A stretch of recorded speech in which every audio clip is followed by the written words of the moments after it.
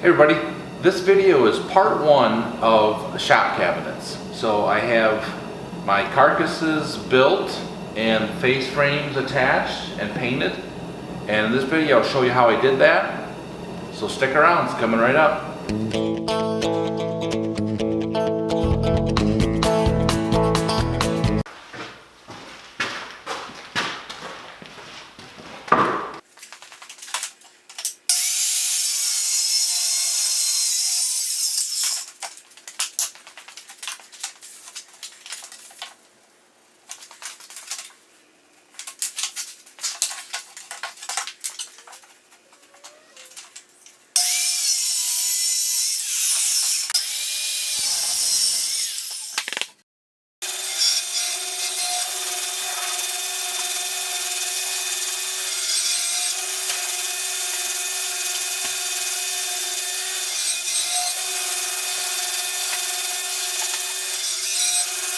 Okay, I'm going to start assembly with the base cabinets, and for each base cabinet that's 32 inches wide, I'm making 3 of them, you need a 22¼ inch wide by 31 long sides. You need two sides.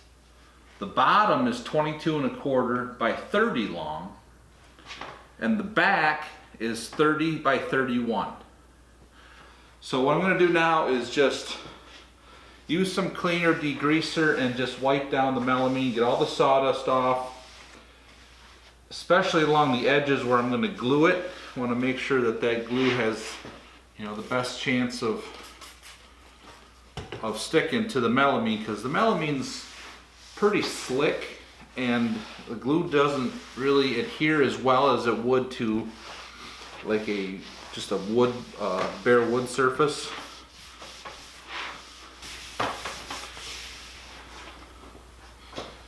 So for the assembly, we'll have the sides and the bottom and the other side, and we will screw those together with some glue.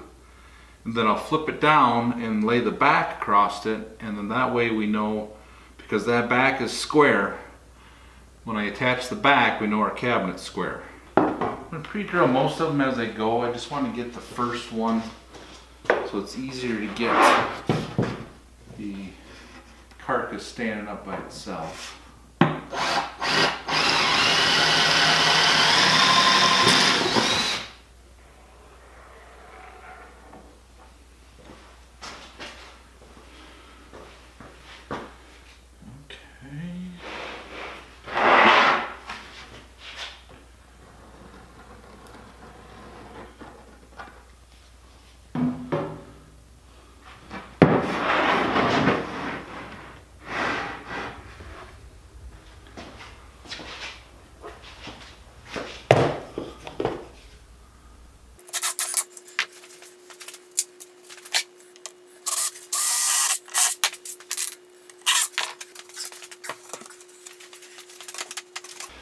So, best thing to do is start at the bottom, because that's the right width right there, and then as you go you can straighten out the sides and make them parallel and square.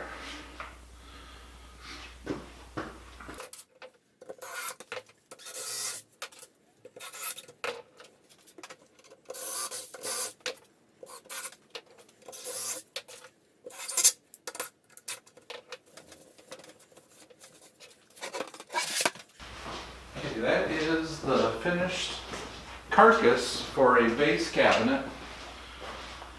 So I'm going to get the other 2 of these built, and then I'll start on the uppers. But first I'm going to clean up that glue.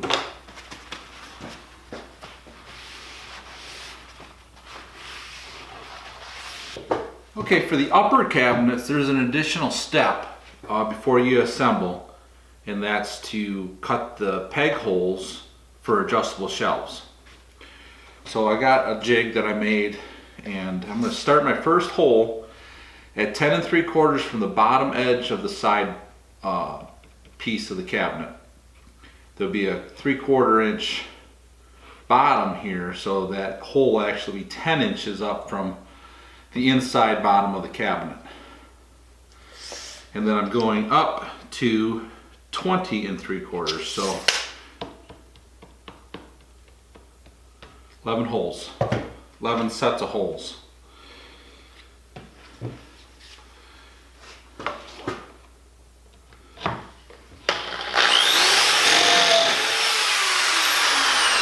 Don't need the hammer on.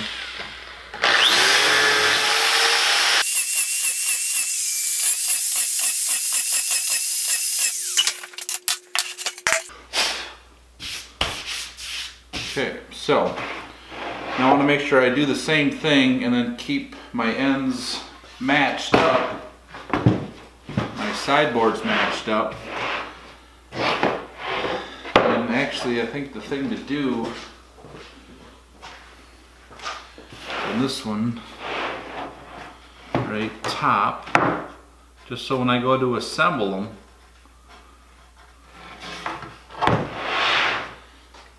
I don't flip-flop one of them and get the whole spacing wrong.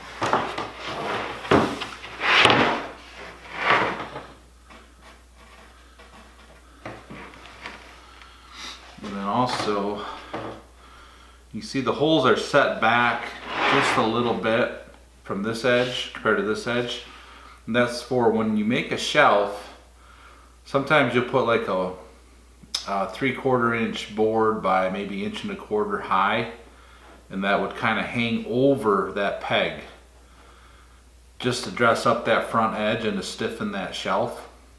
So I set those holes back just a little bit. So that means I also want this to be the front, so I'm just going to label that with an F. This will be the front. So when I assemble it, it'll get matched up like that. Okay, so make sure, because these pieces are very similar in size, except that the sides are 31 inches by 10.5, and the top and the bottom are only 30 inches.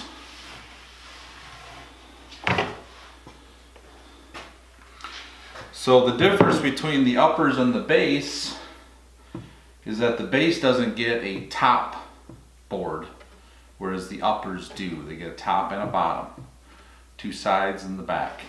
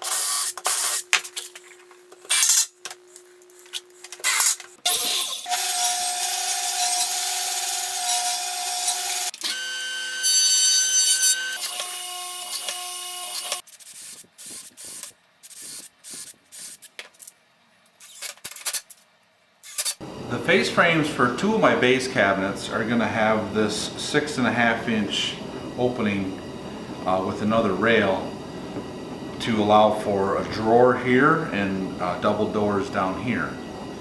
I'm going to do that on 2 cabinets. The third cabinet, which will be the middle cabinet, is going to all be drawers all the way down. And I'm not going to put rails between the drawers. I'm just going to keep my drawer faces nice and tight, you know, maybe like an 1/8 inch gap, so I don't need the rails on those. So, and the other thing I got into here is with this primed pine, they call it. It's actually like multiple pieces glued together. So most of the time I kept my the primed edge on the inside of the face frame where you're going to see it to allow for easier painting. But on this, you know, the middle part of that board, I don't have my edges primed. So I sanded them really good, and I'll have to prime those edges before I finish my paint. So the other thing that you have to be careful of is splitting this rail. So I've set my torque pretty low, down to 10. I'm just kind of going slow.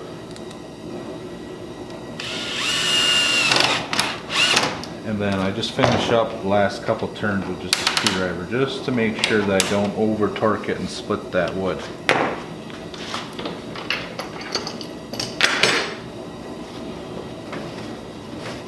Okay, now that I have all of my face frames assembled, I'm going to do an initial sanding before I attach them, just to get you know, any major defects or anything like that. Keep in mind what's going to show when you're done. So these are the upper face frames. So the bottom edge is going to show a little bit if you were bending over. So I'm going to sand that really good too, and that'll get primed and painted. And then most of the edges are not going to show because they're butted up against each other or they're butted to the wall. But one edge will show. So I'm going to pick the best looking one and sand that really good. Fill the screw holes with probably just some spackle, and then prime and paint that also. So I'm going to attach these face frames to the carcasses with glue and finish nails. So I'm going to run a bead of glue along the whole face of the carcass, lay my face frame in it. Now the way that this is aligned for the upper cabinets is the inside edge of the face frame is aligned with the inside edge of the cabinet, and then the bottom edge of the face frame is aligned with the top of the bottom shelf. So up here at the top of the cabinet,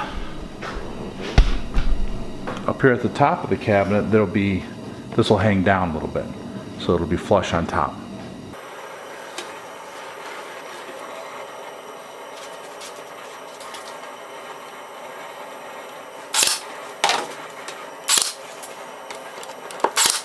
So this is the end cabinet, so this end's going to show. So what I'm going to do is I'm just going to trim all these edges out, so that back edge, and then the screws here at the top and the bottom.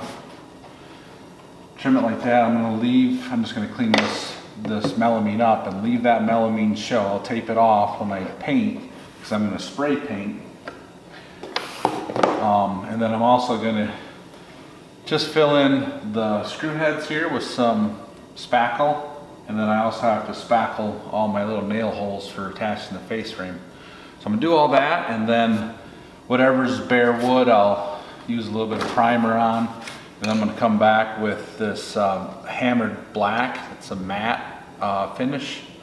Looks really good. That's what I've been using on everything in the shop.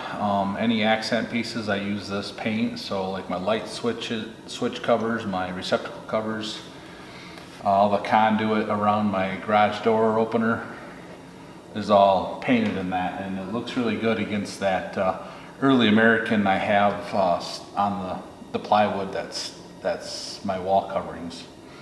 So I'm just going to glue this, a couple brad nails, attach it, and get going on the spackling. So since I'm spray painting this, I had to use masking paper and masking tape to tape off all the areas that I don't want overspray on, and all I have here is just one little section left on the end of this one here. So I'm using a paint prep on a rag to clean up where my tape's going to stick also. But then I'm also going to go back over all the prime surfaces with this tack rag before I paint.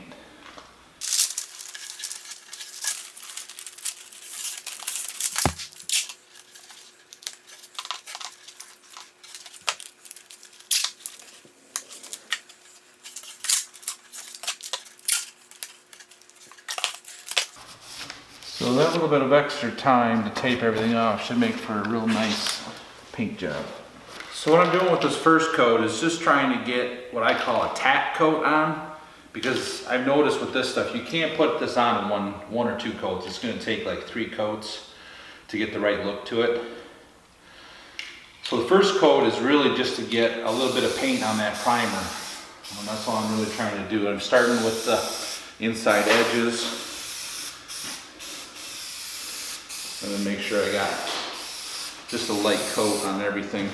And I am getting just a little bit of paint here on these edges, just in case, you know, there's a little gap and you see a little bit in there. It'll be dark and it won't be very noticeable.